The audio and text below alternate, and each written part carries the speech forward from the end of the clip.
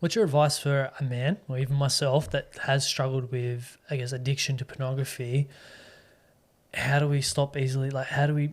Yeah. Because for me, it's just something that comes and it's like I can't control it, and then I do it, Yeah. and then there's like an element of shame around it once you've done it, and it's like then you bash yourself, and then it just kind of repeats the cycle. There's a lot of men that go through that. What's your Yeah. piece of advice for them? No, I appreciate you sharing this because a lot of men are going through this. And, some talk about it, some don't, but it's extremely common. And no man that I've ever worked with has ever said he feels like a king after he's, just jerked off to the screen. No man ever feels like that. So you understand that it's taking something from you, right? Taking something from your energy field, from your soul, from your emotional body. And that's exactly what it's designed to do. My recommendation is to go cold turkey, right? It's not like a little bit is okay. It's similar to a bad drug habit, essentially. But with most drug habits or, gambling habits or things like that, the cost becomes apparent after a while. There's a health cost, there's a financial cost. It starts to destroy your life. With pornography, people are only really starting to talk about it now, but it's extremely destructive. So if as a man, what you always want to do, especially if you're very left-brained, you need to get your mind on board. You need to understand why this is bad for you. You need to reframe this in your mind as being something, it's free, no one will know, it'll only take 2 minutes. There's no costs, right? And with social media, with online world, there's no cost to a lot of things. If you say, if you troll someone, if you, send something in their DMs, there's no cost. Okay, but there's always a cost. In terms of pornography, you need to reframe your mind around it. Start to look at this industry, right? This industry is not a charitable industry. They're not it's let's just, I'll put the word sex trafficking here. It's a big issue in our society. Child pornography, right? They're all linked. So whatever can make you feel the most disgusted by it, the most off by it, so you can go cold turkey, right? What's going to scare you the most about it? Put that thought in your mind to help you just get rid of it. So it's reframing it from it's not pleasure, but hey, like this is child trafficking, like this is connected to child trafficking, and then in your mind, like, oh, this is the bad thing, I'm not going to do it. Yeah, well, whatever's costly. I think for most people, when you put that word there, it becomes a costly thing. But essentially, it's stealing your energy. It's stealing your life force, creativity that you could be using towards your business, towards your partner, towards your life. It is literally your life force energy that you're giving away to this very negative industry.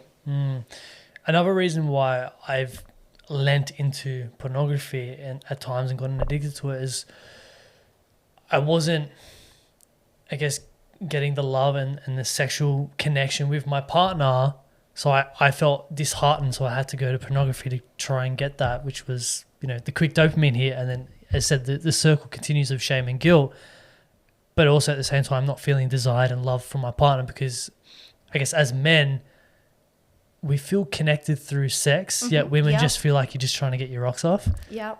Yeah, so, essentially, and this is something women have to really understand as well about men. This is one of the most important areas of life to a man. This is, how a man connects to his heart. That's how you feel, right? And for a lot of very masculine men, and this is sort of a genetic thing as well, a lot of masculine men and left-brain men and men who have more of a dopamine chemical structure in their brain, right? So, this is also men with ADD, right? They need a stronger dopamine hit. It's very hard for them to feel this sense of peace and happiness and joy that, they're talking about all over social media.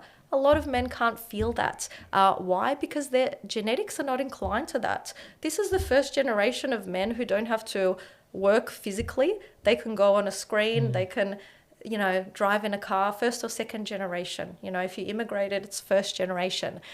Most men generations back, particularly our producer here, they're warriors, right? They're in battle. That's what their physical genes are made for. They're not made for just feeling joy and happiness. How they feel that, feeling, and, I don't have to tell you, yourself, is through sex, is through intimacy, is through love with their partner. That is why relationships are so important. And really, sex is the gateway for a man to start to open up his heart. And, you know, it's interesting that you bring it up, that connection of not feeling wanted and desired by your partner. Potentially it could be a link, but a lot of men who experience anxiety or are overly mentally stimulated, pornography is actually just a way to release anxiety. Yes, I can relate to that actually, yeah. Yeah, and see, this is why it's important to have the tools and understanding. It's not so much linked to your partner.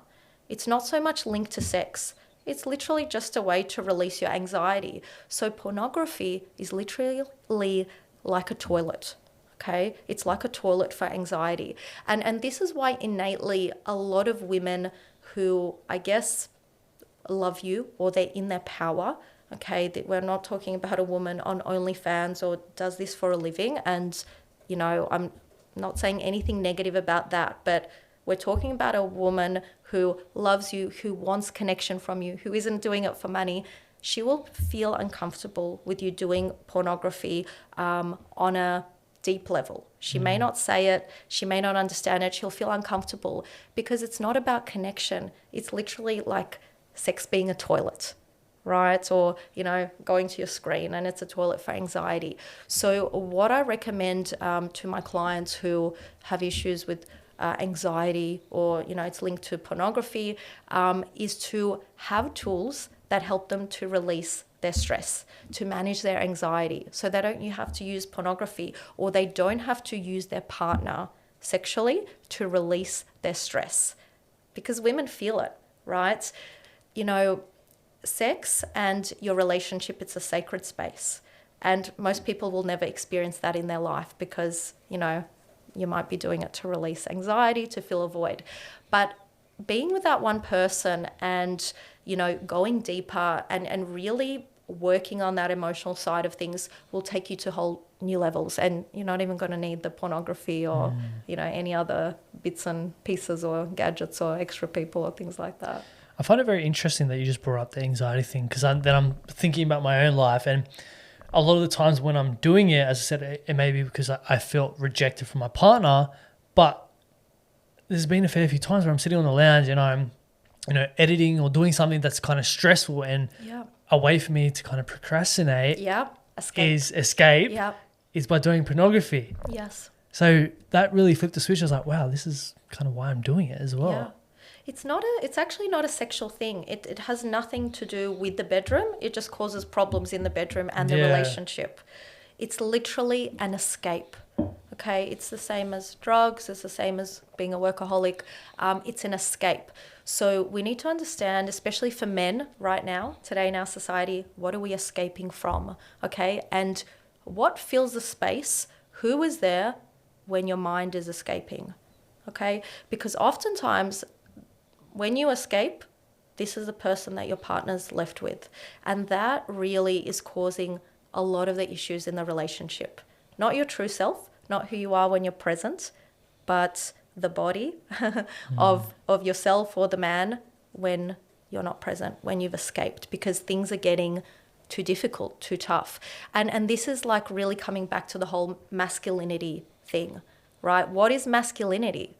It's not repressing, it's not suppressing, it's really overcoming your fears. That's what I think for most men, and, you know, how a woman respects a man is a man who overcomes his fears, who faces the issue, who is brave. And this doesn't have to be on a physical level. In our society, it's very much on an emotional level. Do you feel like as a man, once we work on ourselves and step into our true masculinity, that will help a lot of the issues, say, in the bedroom? Like, for example, I said, I'm a father, I've got a kid, kids are involved, intimacy drops down, and it's like, I want it, but she doesn't want it. How do we kind of, and she's like, I'm not interested in sex. Yep. How do we solve that? Because I feel like that's a lot of men in relationships and marriages, like parents, life is happening, and it's like you forget to have sex, essentially. You forget to have that intimacy with your partner. Well, you don't forget to have sex. The man usually doesn't No, forget well, to have the man sex. doesn't, but the woman... The woman is just not giving it up as Yeah. easily, right? And this is where, you know, men and women are like two pieces of the puzzle. For a man, sex is the first thing to open up his heart, right? Through your lower region. That's the kind of like you're putting that in the charger to then charge your phone, which is the heart, right?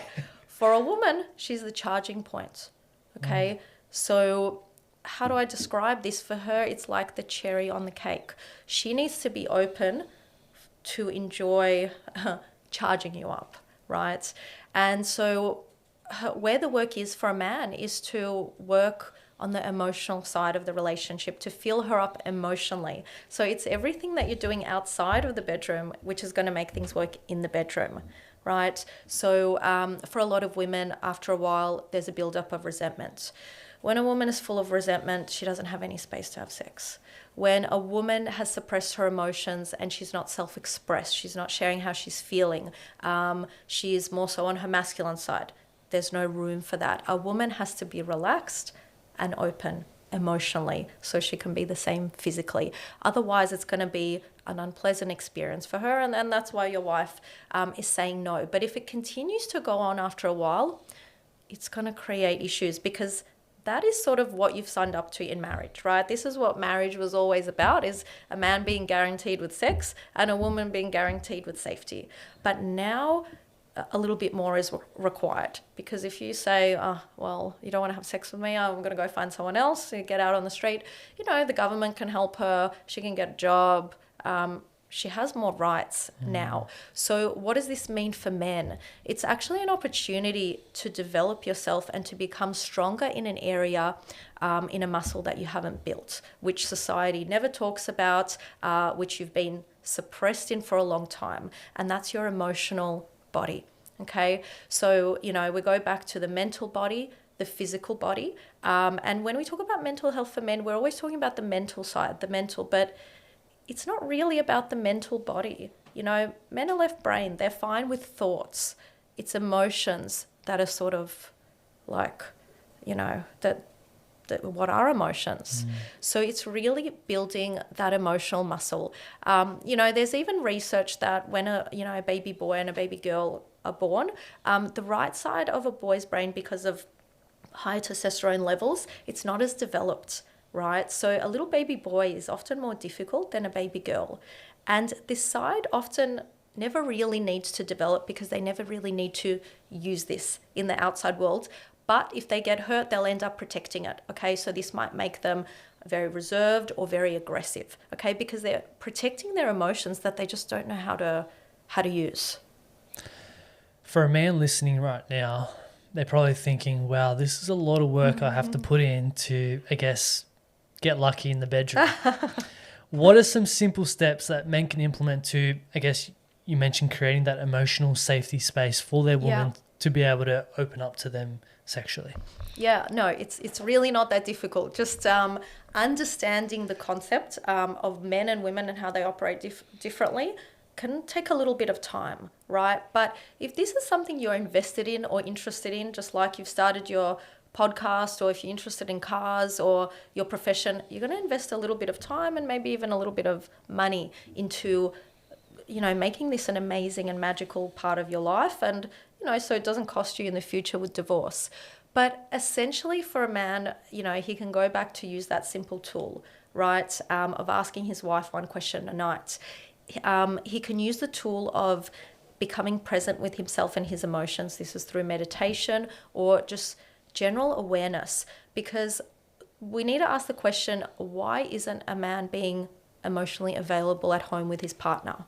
Because it feels vulnerable, it feels scary, right? And so he'd rather avoid it, okay? And then a woman isn't getting her emotional bank account filled. She's not getting what she needs from the man. So a man can, you know, face his fear of, you know, dealing with things that he can't overcome quickly, like his emotions.